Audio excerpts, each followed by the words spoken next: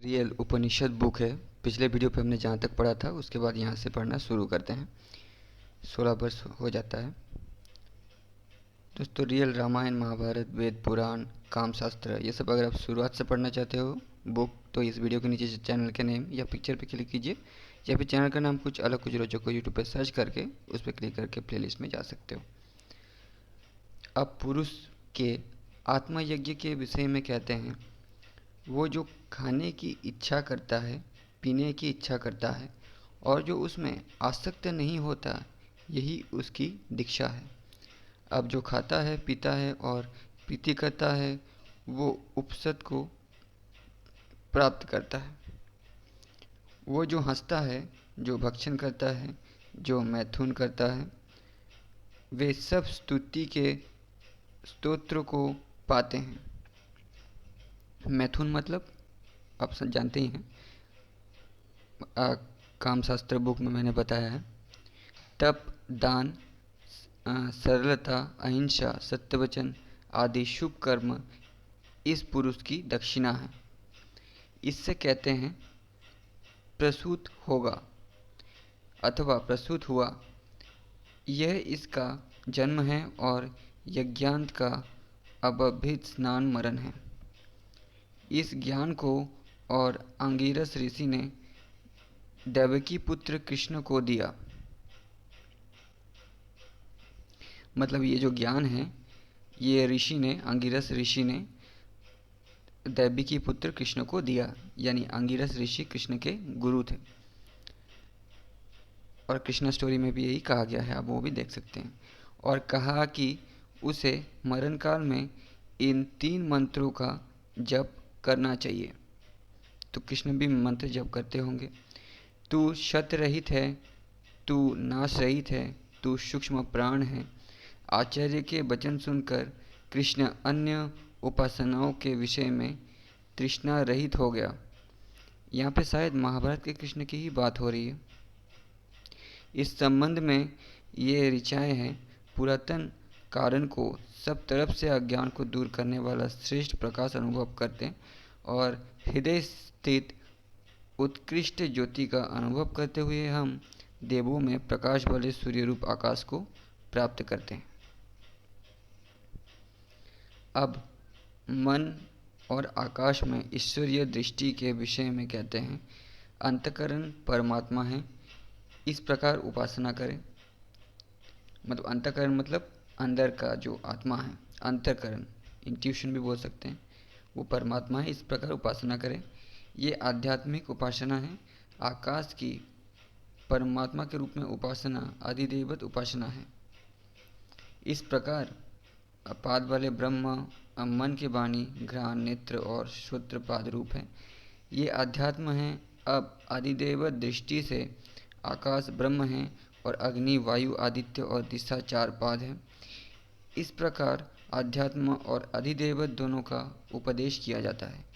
वाणी ही मन रूप ब्रह्म का चौथा पाद है। वो अग्नि रूप ज्योति द्वारा प्रकाशित होता है और गति पाता है। जो ऐसा जानकर उपासना करता है, वो कीर्ति, यश, ब्रह्म तेज द्वारा प्रकाशित होता है और तपता है। घ्राण ही ब्रह्म का चौथा पाद है। वो वायु रूप ज्योति से प्रकाशित होता है। जो इस प्रकार उपासना करता है, वो कीर्ति, यश और ब्रह्म तेज द्वारा प्रकाशित होता है और तपता है। नेत्र ही ब्रह्म का चौथा पाद है। वो आदित्य रूप ज्योति द्वारा प्रकाशित होता है। जो इस प्रकार उपासना करता है, वो कीर्ति, यश और ब्रह्म तेज द्वारा प्रकाशित होता है और तपता है। श्रोत्र ही ब्रह्म का चौथा पाद है। वो दिशा रूप ज्योति द्वारा प्रकाशित होता है। जो इस प्रकार उपासना करता है, वो कीर्ति, यश, ब्रह्म तेज द्वारा प्रकाशित होता है और तपता है। अब आदित्य रूप में ब्रह्म की उपासना कहते हैं। कहा गया है कि आदित्य ब्रह्म है, उसकी व्याख्या ही की जाती है। ये सर्व ज्ञान पहले असत था, फिर सत हुआ, फिर वो पंजीकृत होकर अनुरूप हुआ। जब अंडा फूटा तो उसके 2 टुकड़े चांदी रूप और सुवर्ण रूप हुए। जो चांदी रूप भाग था वो पृथ्वी है और सुवर्ण रूप स्वर्ग है। उस अंडे में जो स्थूल भाग था वो पर्वत हुआ और जो सूक्ष्म था वो मेघ सहित कोहरा हुआ। शिराएँ नदियाँ हुई और मूत्राशय का जल समुद्र हुआ। अंडा के फूटने पर उसमें जो गर्भरूप था वो उत्पन्न हुआ, वही आदित्य है। उसके जन्मोत्सव के विस्तीर्ण नाद रूप शब्द उत्पन्न हुए और सब स्थावर जंगम भूत तथा समस्त विषय उत्पन्न हुए। अब भी उसके उदय होने पर विस्तीर्ण नाद रूप शब्द, सब प्राणी और सब विषय उत्पन्न होते हैं। ये आदित्य है ऐसा जानते हुए उसकी जो उपासना करता है, उसके पास श्रेष्ठ शब्द आते हैं और सुख देते हैं। प्रसिद्ध जनश्रुति राजा के पुत्र का पौत्र श्रद्धापूर्वक दान करने वाला था, जिसके घर में बहुत सा अन्न पकाया जाता था। उसने अपने राज्य में इस विचार में विश्राम गृह बनवा दिए थे कि उनमें ठहर कर लोग उसका अन्न ग्रहण करें। फिर एक दिन राजा ने दो हंस रात्रि में उड़ते देखे। उनमें से एक ने दूसरे से कहा, हे मंददृष्टि, जनश्रुति राजा के पौत्रयन का तेज दिवस के समान व्याप्त हो रहा है। उसे तू स्पर्श ना कर, वो कहीं तुझे जला ना दे। दूसरे हंस ने कहा, अरे तू किस दृष्टि से इस राजा की ऐसी महानता बखान रहा है? क्या यह गाड़ी वाले रेकब के समान है? पहले हंस ने पूछा, गाड़ी वाला रेकब कैसा है? इस पर उसने उत्तर दिया, जैसे विजय पाने वाले कृतपास से और सब नीचे हो जाते हैं, वैसे ही प्रजा जो कुछ शुभ कर्म करती है उस सब का फल इस रेकब के पुण्य फल के अंतर्गत हो जाते हैं। वह रेकब जिसको जानता है उसे और कोई नहीं जानता, उसके विषय में मुझे ये कहा गया है। हंसों की बात को जनश्रुति पुत्र यन सुन रहा था। प्रातःकाल उठते ही उसने स्तुति करने वाले सेवकों से कहा, अरे इस स्तुति को गाड़ी वाले रेकब से कहो। सेवकों ने कहा, गाड़ी वाला रेकब कैसा है? जैसे विजय पाने वाले कृतपास्य में सब नीचे के पास से अंतर्भूत हो जाते हैं, वैसे ही प्रजा जो शुभ कर्म करती है वो सब रेकब के पुण्य फल के अंतर्भूत हो जाता है। जो विषय रेकब जानता है उसे और कोई नहीं जानता, ऐसा उसके विषय में मुझसे कहा गया है। वे सेवक ढूंढने में रेकब को ना पा सके और वापस लौट आए। जब राजा ने उनसे कहा, अरे जहाँ ब्रह्मवेत्ता को ढूंढना चाहिए ऐसा एकांत स्थान में उनको ढूंढो। वे सेवक जब विरजन प्रदेश में गए तो उन्होंने गाड़ी के नीचे बैठे खुजाते हुए रेकब को देखा और समीप जाकर विनयपूर्वक पूछा, है भगवान, गाड़ी वाले रेकब आप ही हो? उसने कहा, मैं ही हूँ। वो जानकर सेवक वापस चला गया। जब जनश्रुति के पुत्र का पौत्र 600 गाय हार पुत्र 600 गाय हार खच्चरी युक्त रथ लेकर रेक्य के पास गया और उससे कहने लगा, हे रेक्य, ये 600 गाय, ये हार और ये खच्चर युक्त रथ मैं आपके लिए लाया हूँ, उनको ग्रहण कीजिए। और हे भगवान, जिस देव की आप उपासना करते हो उसका मुझे उपदेश दीजिए। इस पर रेकब ने कहा, हे शूद्र, गाय हार और रथ को तू ही रख, मुझे इनकी जरूरत नहीं है। इस पर जनश्रुति पुत्रयन फिर 1 सहस्त्र गाय हार खच्चरी युक्त रथ और अपनी कन्या लेकर रेकब के पास आया और कहने लगा, हे रेक्य, ये सहस्त्र गाय, ये हार, ये रथ और ये आपकी पत्नी रूप मेरी पुत्री कन्या और ये गांव जिसमें आप रहते हो, मैं आपको भेंट करता हूँ। तो दोस्तों यही बात पांडु ने भी कुंती को बताई थी कि पुराने समय के जो लोग होते थे उनमें शादी जैसा कोई रिश्ता नहीं होता था। ठीक है, वो अपनी मर्जी से साथ रहते थे और जाते थे। स्त्रियों को फुल आज़ादी था और पुरुषों को भी। ठीक है, और यही बात यहाँ पे भी लिखा गया है कि इन्होंने ऋषि को अपना कन्या दे दी, खच्चरी दे दी, ये सब। ठीक है, तो जितना समय आगे बढ़ता गया उतना लोगों के ऊपर जिम्मेदारी, है ना, नियम कानून ये सब लगता गया। यही यही सुनकर कुंती अपने पति के अलावा और भी देवताओं से प्रणय करके शारीरिक संबंध बना के पांडवों को पैदा किया था। और यही बात वाल्मीकि रामायण में भी है। आप मेरे रामायण महाभारत के वीडियोस देख सकते हैं प्लेलिस्ट में, जैसा कि मैंने पहले बताया। तो मतलब ये सारी कन्याएं दे दी और उसके बदले में आप मुझे उपदेश दे, उन्होंने कहा। उस राजकन्या को विद्या ग्रहण का साधन समझकर भी रेखव ने कहा, हे शूद्र, तू जो ये धन लाया वो ठीक है। तू मुझसे इस उपाय द्वारा कथन कराता है। सब उस महापवित्र स्थान में वो ग्राम रेकबपर्ण नाम से विख्यात हुआ। तत्पश्चात रेकब राजा से कहने लगा। अब रेकब राजा को संसर्ग विद्या का उपदेश देने लगा। मतलब जैसे ही पुत्री दिया पत्नी के रूप में, उसके बाद ही उपदेश दिया। हो सकता है पुत्री ही चाहता था, मतलब कुछ भी हो सकता है, पता नहीं। वायु ही संसर्ग है। जब आग शांत होती है तो वो वायु में लीन हो जाती है। जब प्रलय काल में सूर्य अस्त होता है तो वो वायु में ही लीन हो जाता है। जब चंद्रमा अस्त होता है तो वो वायु में ही लीन होता है। जब जल सूख जाता है तो वो वायु में ही लीन हो जाता है। इस प्रकार वायु ही इन सब को लीन कर लेने वाला है। ये आदिदेवत उपासना है। इसी को आध्यात्म दृष्टि से कहा जाए तो प्राण ही संसर्ग है। जब पुरुष होता है तो प्राण में ही लीन होता है। प्राण में ही चक्षु श्रोत्र और मन में लीन होता है। प्राण इन सब को लीन लेता है। इस प्रकार दो संवर्ग है वायु देवता में और प्राण इंद्रियों के संसर्ग में।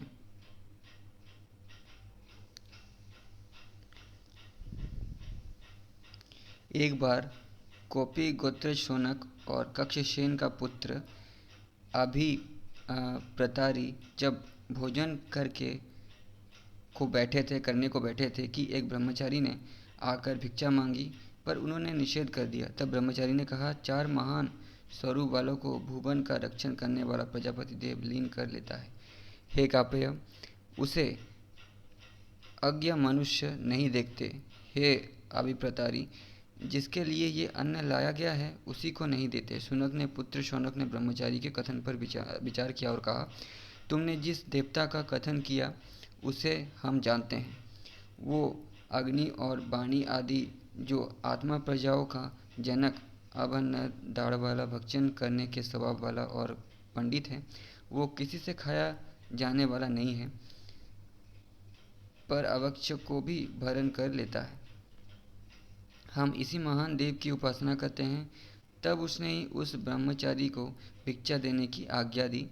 उसे भिक्षा दे दी गई। ये अग्नि आदि 5 और बाक आदि 5 मिलकर 10 होते हैं। ये सब कृत नामक पासे के समान 10 होते हैं। ये विराट ही अन्न का भक्षण करने वाला है। जो इस प्रकार उपासना करता है उसे इस सब का ज्ञान हो जाता है और वो प्रदीप्त जठराग्नि वाला होता है। ज्वाला का पुत्र सत्यकाम अपनी माता से बोला, हे माता, मैं आचार्य के यहाँ ब्रह्मचारी होकर रहना चाहता हूँ। मैं किस गोत्र का हूँ? माता ने कहा, हे पुत्र, तू किस गोत्र का है ये मुझे नहीं मालूम। यौवनावस्था में मैं बहुत से अतिथियों की सेवा करती थी और उसी समय तू उत्पन्न हुआ। तो जो पुत्र है वो माता से कहता है कि मेरा गोत्र क्या है ना, मतलब वर्ण क्या है। तो माता जो है वो बहुत सारे पुरुषों के साथ संबंध बनाती थी, तो उसको पता नहीं था कि ये किसका पुत्र है, क्योंकि उस समय धर्म का युग था तो कोई शादी जैसा नियम नहीं था। ठीक है, लोग अपनी मर्जी से साथ रहते थे और फिर दूसरे के पास जाते थे। तो जैसे जैसे समय आगे बढ़ा लोगों ने नियम कानून बना दिए। यही बात वाल्मीकि रामायण और महाभारत में पांडु कुंती को कहती है, आप देख सकते हैं। और उपनिषद में तो और भी एग्जाम्पल आएंगे। इसलिए मैं तेरा गोत्र नहीं जानती क्योंकि तू किसका पुत्र है, किसका बेटा है, पर मेरा नाम ज्वाला है और तू सत्यकाम है। उस समय मतलब इंसान का जो पहचान था वो ज्ञान से हुआ करता था। कौन किसका पुत्र है इससे कोई पहचान नहीं होता था। ठीक है, इसलिए आचार्य को तू अपना नाम सत्यकाम ज्वाला बतलाना।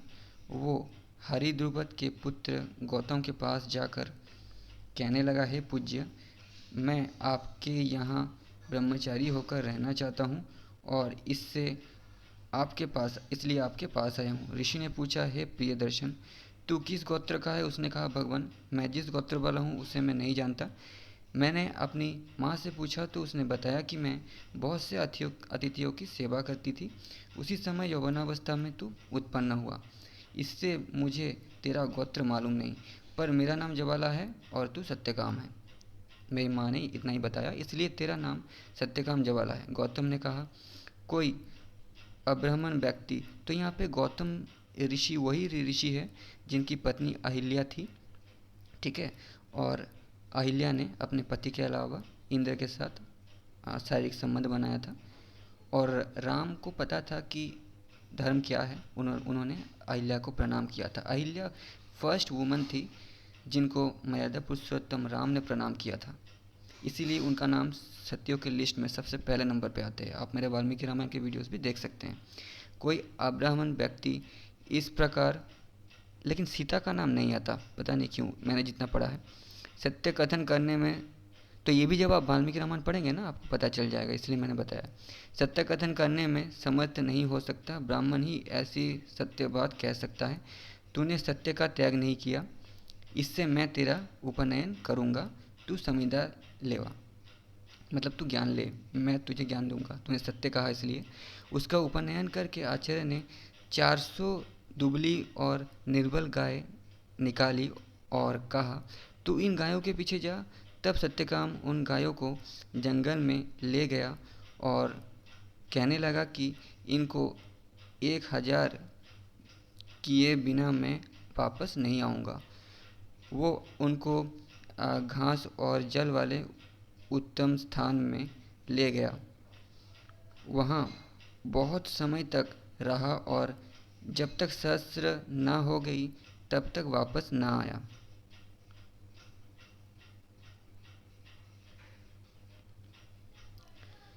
तब सांड ने कहा, सत्यकाम, अब हम 1000 हो गए, अब हमको आचार्य के यहाँ ले चलो। सांड फिर कहने लगा, हे सत्यकाम, मैं तुझे ब्रह्म का पाद बतलाता हूँ। सत्यकाम ने कहा, हे भगवान, बतलाइए। सांड कहने लगा, पूर्व दिशा वाला, पश्चिम दिशा वाला, दक्षिण दिशा वाला और उत्तर दिशा वाला, इस प्रकार 4 कलाओं वाला ब्रह्म का प्रथम पाद है और प्रकाश युक्त है। जो ब्रह्म के इस 4 कला वाले पद को इस प्रकार जानकर उपासना करता है, वो लोक में विख्यात होता है और देहांत होने पर प्रकाशवान लोगों को प्राप्त होता है। सांड ने फिर कहा, ब्रह्म का दूसरा पद तुमको अग्नि द्वारा प्राप्त होगा। सत्यकाम गायों को ले जाते हुए संध्या होने पर ठहर गया और अग्नि जलाकर तथा गायों को अटकाकर हाथ में समिधा लेकर पूर्वाभिमुख अग्नि के समीप बैठ गया। अग्नि ने कहा, हे सत्यकाम। सत्यकाम बोला, हे भगवान। अग्नि कहने लगा, तुमको ब्रह्म का पाद बतलाता हूँ। सत्यकाम ने कहा, बतलाइए। पृथ्वी कला, अंतरिक्ष कला, स्वर्ग कला, समुद्र कला, यही ब्रह्म की 4 कला वाला अनंत नाम वाला पाद है। जो ब्रह्म के 4 कला वाले पद को इस प्रकार जानता हुआ अपने अनंतवान रूप में उपासना करता है, वो पृथ्वी पर संतान युक्त होता है। जो इसकी अनंतवान रूप में उपासना करता है वो अक्षय लोक को पाता है। अग्नि ने कहा, हंस तुमको अन्य पाद बतलाएगा। सत्यकाम गायों को ले जाता है। संध्या होने पर गायों सहित ठहरा और अग्नि प्रज्वलित करके उसके पश्चिम तरफ समिधा धारण कर बैठ गया। एक हंस उसके पास आकर बोला, हे सत्यकाम। सत्यकाम ने कहा, हे भगवान, हे सौभ्य, मैं तुमको ब्रह्म का एक पाद बतलाता हूँ, बतलाइए। हंस ने कहा, अग्नि कला, सूर्य कला, चंद्र कला, बिजली कला, ये ब्रह्म का 4 कला वाला ज्योतिष्मान नाम का पाद है। जो इस प्रकार जानता हुआ ब्रह्म के इस ज्योतिष्मान पाद की उपासना करता है वो इस लोक में प्रकाशमान होता है। जो इस 4 कला वाले पाद की इस प्रकार उपासना करता है वो सीधा प्रकाश वाले लोगों में जाता है। जब पक्षी तुझे ब्रह्म का अन्य पाद बतलाएगा, ये कहकर हंस चला गया। उस दिन गायों को ले जाते हुए संध्या को जहाँ वे सब ठहरी वहाँ अग्नि प्रज्वलित करके सत्यकाम पूर्वाभिमुख हो समीप में बैठ गया। मृगु ने पास आकर कहा, हे सत्यकाम। सत्यकाम बोला भगवान। मृगदू ने कहा, हे प्रियदर्शन, तुझे ब्रह्म का एक पाद बतलाते हैं। सत्यकाम ने कहा, भगवान बतलाइए। प्राण कला है, चक्षु कला है, श्रोत्र कला है, मन कला है। हे सौभ्य, ये ब्रह्म का चार कला वाला आयत नामक पाद है। जो ब्रह्म के इस पाद की आनंद रूप से उपासना करता है वो इस लोक में आश्रय प्राप्त करता है। जो इस ब्रह्म के पाद को इस प्रकार जानता है वो आनंद वाला लोक पाता है। यहाँ से हम लोग नेक्स्ट वीडियो पे पढ़ेंगे। आज की वीडियो भी इतना ही, क्योंकि वीडियो बहुत बड़ा हो गया है।